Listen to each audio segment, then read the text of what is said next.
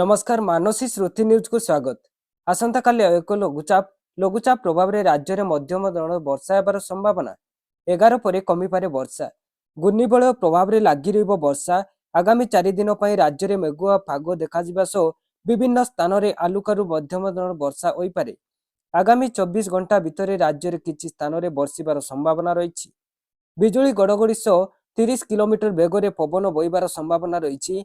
सकाळु करा देखा मिलता बेले आगामी किछि घंटा भितर पुणी वर्षा हो पारे बोली कहुछि। बिजुली और गड़गड़ी नहीं 20टी जिला को येलो वार्निंग जारी होइछि। पश्चिम ओडिशा आभ्यंतरण ओडिशा समेत उपकूल ओडिशार किछि जिला को सतर्क रहिबाकू परामर्श दिया जाइछि। 11 तारिख पर्यंत एभली पाग रहिबो।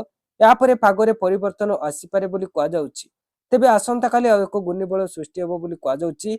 यार प्रभाव में राज्य में लगाण वर्षा देखा मिले। बंधु यह आज संपूर्ण खबर। वीडियोटी भल लगे वीडियो को लाइक करंतु एवं चैनल को सब्सक्राइब कर रखंतु, जाकि मुझे आसुवा समस्त नुआ नुआ अपडेट आपण सर्वप्रथमे पाई परिबे।